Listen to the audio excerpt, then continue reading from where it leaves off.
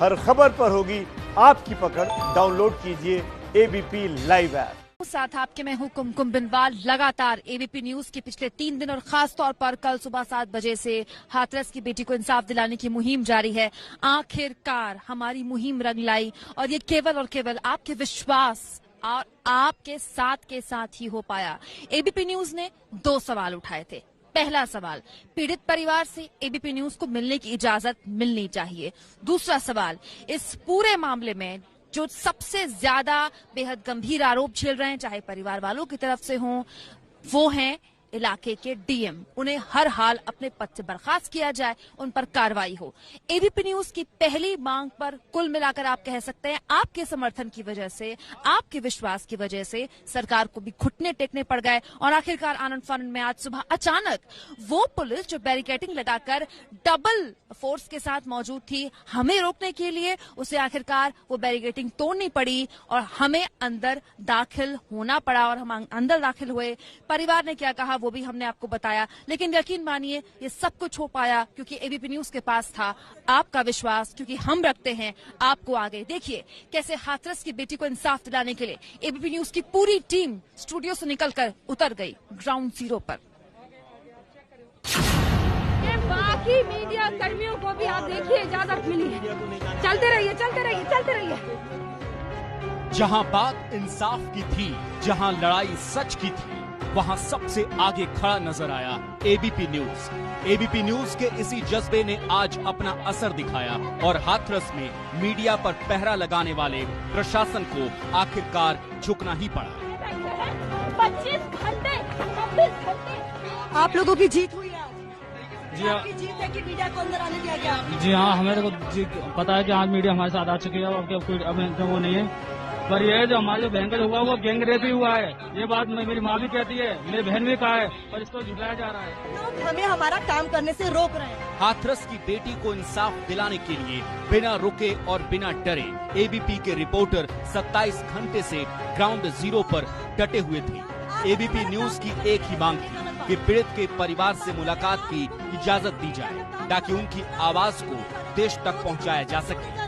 लेकिन ऊपर से आए आदेश का बहाना बताकर एबीपी न्यूज की टीम को गांव में एंट्री तक नहीं दी जा रही थी। बात साफ थी कि हाथरस गैंगरेप केस में जिला प्रशासन एबीपी की टीम को रोककर अपनी करतूतों पर लीपापोती करने में जुटा हुआ था और इस कोशिश में पुलिस वाले कल पूरे दिन एबीपी न्यूज के रिपोर्टर्स को जबरन मौके से हटाने की हर कोशिश करते रहे। क्या कर रहे हैं आप लोग? ये What is happening? हाथ कैसे लगा रहे हैं आप लोग? क्या हो रहा है? ये कैसे हाथ लगा रहे हैं आप लोग? क्या हो रहा है? मनोज कैमरा बंद नहीं होगा। मनोज कैमरा बंद नहीं होगा।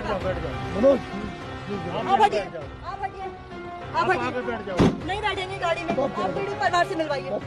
लेकिन प्रशासन के इस रवैये के आगे एबीपी न झुका न डरा और पूरी की पूरी टीम मौके पर डटी रही। एबीपी न्यूज के इस सत्याग्रह के सामने आखिरकार पूरे प्रशासन को सरेंडर करना ही पड़ा, जिसके बाद मीडिया को गांव में जाने की इजाजत मिली और पीड़ित के घर सबसे पहले पहुंचा एबीपी न्यूज। अचानक क्या असर हुआ? ये देखिए, अब अंदर जाने की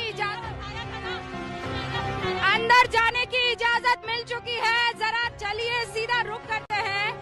आखिरकार अंदर जाने की इजाजत, जरा चले। अब एबीपी न्यूज की मुहिम का असर हुआ है। क्या बैरिकेड्स खोल दिए गए हैं और सीधे तौर पर मजिस्ट्रेट जो है आगे की तरफ जा रहे हैं। पहले तो ये बात समझ नहीं आ रही थी कि आखिर किस डर से पुलिस ने मीडिया पर इतना कड़ा पहरा लगा रखा था।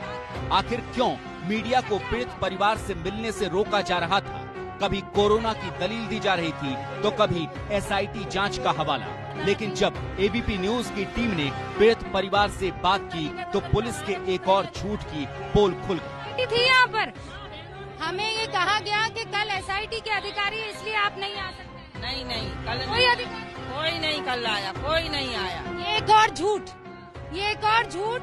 एबीपी न्यूज के कैमरे पर आपको बता दें, प्रतिमा कितनी दफा बोला? सुबह से बोलते रहे ना, रट्टा मार मार कर बोलते रहे। 26 घंटे 25 घंटे तक, अब कल से लेकर आज सुबह तक, जब तक हम लोकेशन पर थे, यही बोला गया।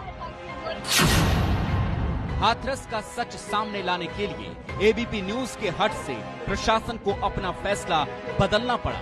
गांव के बाहर बैरिकेड्स का पहरा हटाना पड़ा। हाथरस की बेटी को इंसाफ की मुहिम में एबीपी न्यूज अब भी मैदान में डटा हुआ है। उम्मीद है कि बाकी दोषियों पर एक्शन जल्द होगा और पीड़ित के परिवार को पूरा इंसाफ मिलेगा। लिख रहे थे कि हमारी बिटिया को रात में क्यों जलाया गया।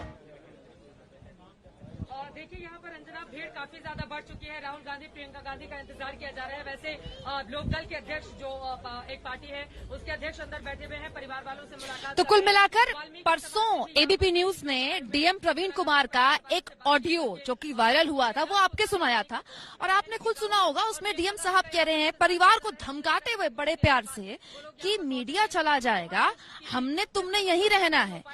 और डीएम साहब शायद भूल गए कि ये एबीपी न्यूज है और आए डीएम साहब और देखे अभी तक एबीपी न्यूज लगातार ग्राउंड जीरो पर मौजूद है। हम नहीं गए। हाँ, हमारे सवालों से बचते हुए डीएम साहब जरूर चले गए।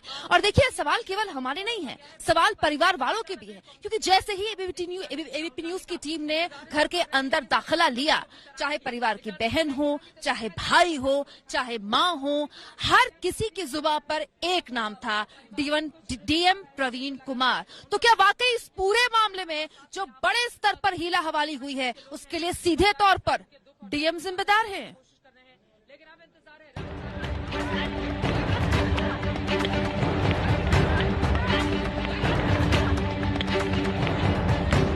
हाथरस की गांव की सड़कों पर सरपट भागती ये गाड़ी डीएम प्रवीण कुमार की है और गाड़ी के पीछे बदहवास होकर कुछ सवालों के जवाब के लिए दौड़ती ये पीड़ित लड़की की भाभी है। ये सिर्फ एक तस्वीर नहीं, ये इस बात का सबूत है कि पीड़ित परिवार के प्रति कलेक्टर का रवैया कितना निर्मम रहा है।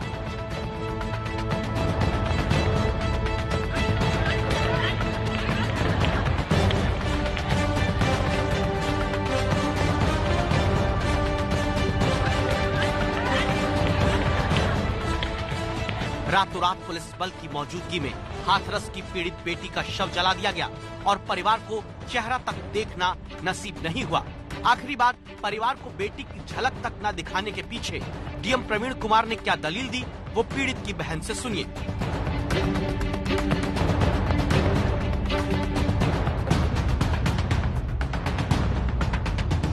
तो हम लोगों ने यही बोला कि सर आप हमने सब कुछ देखा है, आपने बॉडी क्यों नहीं दिखाई? कि बॉडी में ऐसा चीड़-फाड़ कर देते हैं, उसमें अलग अलग हो जाता है। अगर बॉडी को आप लोग देखते तो खाना नहीं खाते, 4-6 दिन खाना नहीं खाते, ऐसा उन्होंने बोला। उस रात जब एक बेटी के शव को उसके परिवार की मर्जी के बिना जलाया जा रहा था, तब बूटों और लाठियों की ताकत से परिवार को चुप कराने की कोशिश भी हो रही थी। आरोप है बेटी के पिता की छाती पर लातें मारी गयी। तो उठा उठा के फेंका खेतों में, कांटों में उठा उठा के फेंका, किसी की चूड़ी टूट के घुस गई, हाथ में खून निकल आया, किसी का कुछ हुआ। और कोई हथी ना हो। एक्सीडेंट थे, वो गाड़ी के सामने लेट गए, पुलिस वाले ने उनके सीना में ही लात मारी बहुत तेजी से। डीएम प्रवीण कुमार लक्ष्यकार, जिन पर जिम्मा था कि वो पीड़ित परिवार को न्याय दिलाते, इंसाफ की बात करते, ऐसा माहौल मुहैया करवाते कि परिवार बिना डरे अपनी बेटी के हक की लड़ाई लड़ता। लेकिन डीएम साहब जब लड़की के पिता से बात कर रहे थे तो वो बात कम धमकी ज्यादा दे रहे थे। तो मीडिया वाले मैं आपको बता दूं, आज अभी आधे चले गए, कल सुबह तक आधे और निकल जाएंगे, 2-4 बजेंगे कल रात से, तो हम ही आपके साथ खड़े हैं। ठीक है, अब आपकी इच्छा, आपको बार बार बयान बदलना नहीं बदलना है, अभी हम भी बदल जाए कि नहीं। परिवार को डीएम के धमकाने का ये वो सबूत है जो पूरे देश ने देखा। लेकिन अब वो सुनिए जो फोन पर रिकॉर्ड नहीं हुआ। परिवार को मुआवजे पर राजी करने के लिए डीएम की दलीलों पर पीड़ित परिवार की गवाही। डीएम ने बोले थे कि आपको अगर आपकी बहन अगर उस कोरोना से मर जाती तो आपको कोई मुआवजा मिलता। ऐसे ऐसे बात कर रहे हैं हमसे कि अगर आपको हम पोस्टमार्टम की रिपोर्ट देते, आपको जानते हो उसमें क्या क्या लिखा है, इंग्लिश में क्या लिखा है, ऐसा जो बोल रहे थे वो। हाथरस के डीएम प्रवीण कुमार अपनी सक्रियता का सबूत दिखाते हुए पीड़ित परिवार के घर को छावनी में तब्दील कर चुके थे। पूरे गांव और परिवार को बंधक बना दिया। बंधक इसलिए क्योंकि परिवार के किसी सदस्य को बाहर निकलने की इजाजत नहीं थी। घर का एक बच्चा जब किसी तरह मीडिया के पास पहुंचा तो बताया पूरे घर में 200 पुलिस वाले हैं, कड़ा पहरा है। डर कर भाग गए थे। कैसे भागे थे? बाहर कैसे आए? अभी कैसे आए बाहर? अबे तो पुलिस वाले डोल रहे, भीतर घुसने नहीं दे रहे, इसलिए हम यहाँ पर डोल रहे। तो जब आप घर से बाहर आ रहे थे वहाँ बहुत सारी पुलिस है, पुलिस ने रोका आपको? पुलिस ने रोका था। कहाँ जा रहे हो? हमने तो कहीं चारा काटने जा रहे हैं इसी बहाने से। तो चारा काटने जाने बोल को जाने दिया? हाँ जाने दिया। अरे डीएम साहब, जब पीड़ित परिवार के घर पर इतना भारी पुलिस बल तैनात किया, सुरक्षा का इतना तगड़ा इंतजाम किया, तो थोड़ा उनके खाने पीने का भी इंतजाम कर देते। परिवार वालों का आरोप है कि खाने पीने का सामान मुहैया नहीं कराया गया। छोटे बच्चे दूध के लिए बिलखते रहे और बिस्किट देकर पेट भरने के हालात हो गए। 2-3 दिन से आप लोगों को अंदर नहीं आने दिया जा रहा है, आज अचानक से आपको अंदर क्यों आने दिया है? इस चीज का इन लोगों से पॉइंट रखिए। अभी अचानक आने दिया है। घर से कोई भी बाहर गया? किसी को भी बाहर जाने दिया? नहीं, कोई भी नहीं गया। क्या बोल के रोका? हमारे घर में सब्जी भी नहीं है, जो दाल आलू कोई बने। पुलिस बल तैनात करने की चिंता थी, लेकिन डीएम प्रवीण कुमार ने ये नहीं सोचा कि घर वाले खाएंगे क्या। न घर वाले बाहर निकल सकते थे, न ही घर वालों तक कोई पहुंच सकता था। घर तक आने वाले हर रास्ते पर सिपाही तैनात कर दिए गए थे। जब सच के लिए एबीपी न्यूज ने घर तक पहुंचने की कोशिश की, तो जोर जबरदस्ती और धक्का मुक्की करते हुए एबीपी न्यूज की टीम को रोक दिया गया। यहाँ पर जोर जबरदस्ती की जा रही। ये देखिए क्या हो रहा है यूपी में, क्या हो रहा है यूपी में, देखिए। अपने डीएम के आदेश पर एसडीएम प्रेम कुमार मीणा भी उसी टशन में थे जो नेताओं को धक्का दे रहे थे।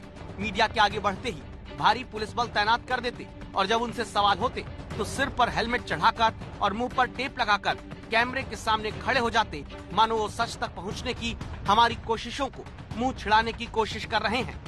आप लोग लगातार बाहर चलिए कर रहे। कोई अभी तक हमें लिखित आदेश तो दिखा नहीं पाए आप लोगों में से।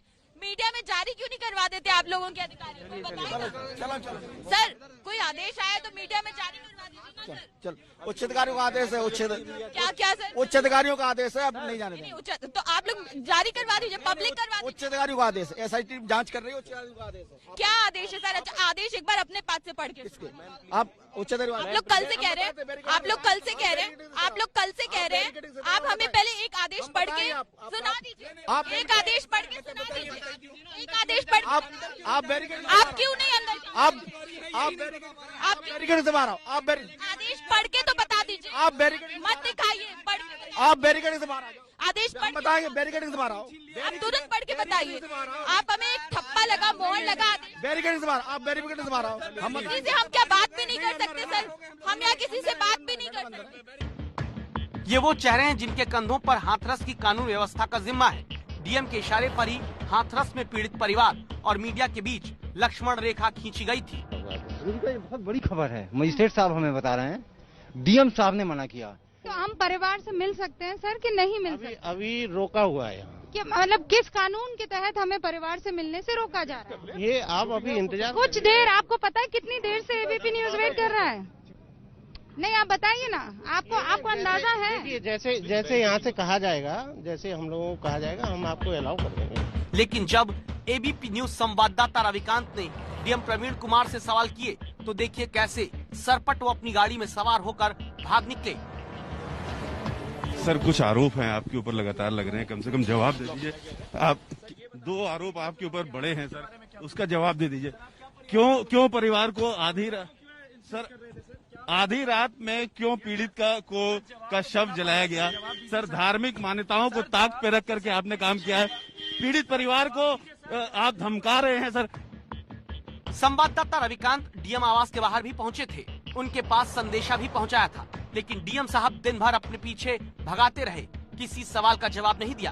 को आप देख रहे हैं लगातार मीडिया से भाग रहे हैं। हमने 2 बार उनसे प्रश्न किया है, लेकिन डीएम ने जवाब नहीं दिया। लेकिन हम उनके पीछे हैं, हम अपने प्रश्नों का जवाब लेंगे कि हम प्रश्न कर रहे हैं और चाहते हैं कि डीएम प्रवीण कुमार लश्कर उसका जवाब दे। एबीपी न्यूज भी हिला नहीं। हम डटे रहे तब तक जब तक प्रशासन झुका नहीं और पूरे 27 घंटे की लड़ाई के बाद मीडिया को पीड़ित परिवार से मिलने की इजाजत दी गई। इसके बाकी मीडिया कर्मियों को भी आप देखिए इजाजत मिली है। चलते रहिए। लगातार जो है वो ये है बिल्कुल रूबिका, ये वो संघर्ष है जो 3 दिन से हम कर रहे हैं, और ये है सत्यमेव जयते, ये है उसकी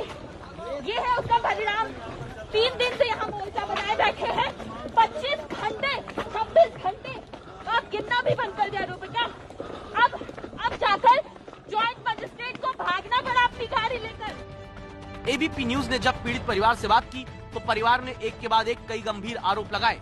सबसे संगीन आरोप डीएम प्रवीण कुमार पर थे। मैम उन्होंने बहुत जोर से चिल्ला के बोला था डीएम साहब ने कि तुम चुप हो जाओ, बीच में मत बोलना, और पापा जी से बात हो रही है, गार्जियन बैठे हैं, तुम्हें बीच में बोलने का कोई अधिकार नहीं है। हमारे घर की काफी लेडीज हैं, उन पे काफी जोर से चिल्लाए कि आप बीच में मत बोलो। एबीपी न्यूज संवाददाता रविकांत इस बार फिर इन आरोपों पर डीएम का जवाब जानने के लिए उनके दफ्तर पहुंचे, लेकिन वहां ताला लगा मिला। हाथरस के इसी कलेक्ट्रेट में जब कल मैंने हाथरस के डीएम प्रवीण कुमार लश्कार से पीड़ित परिवार से संबंधित सवाल किए तो वो तेजी से गाड़ी में बैठ करके भाग निकले। उसके बाद से न तो वो पीड़ित परिवार से मिलने गए और न उनको सामने देखा जा सका है। इसके बाद आज हम सुबह से ही उनके घर के बाहर मौजूद थे, लेकिन डीएम प्रवीण कुमार पीछे के रास्ते निकले और न तो कलेक्ट्रेट पहुंचे हैं और न ही पीड़ित परिवार से मिलने पहुंचे हैं। ये उनका कलेक्ट्रेट का दफ्तर है। यहाँ वो सुबह से ही नहीं आए हैं। यहाँ के जो कर्मचारी हैं उनसे जब हमने बात किया तो उन्होंने कहा कि आज सुबह से नहीं आए हैं। एक के बाद एक ऐसी कई घटनाएं हुई हैं जो कलेक्टर साहब को सवालों के कटघरे में खड़े कर रही हैं। लेकिन डीएम साहब ताकत और ओहदे के नशे में चूर अपने मन की करते रहे। वो शायद भूल गए कि उन्हें जनता की सेवा के लिए ही इस कुर्सी पर बैठाया गया है।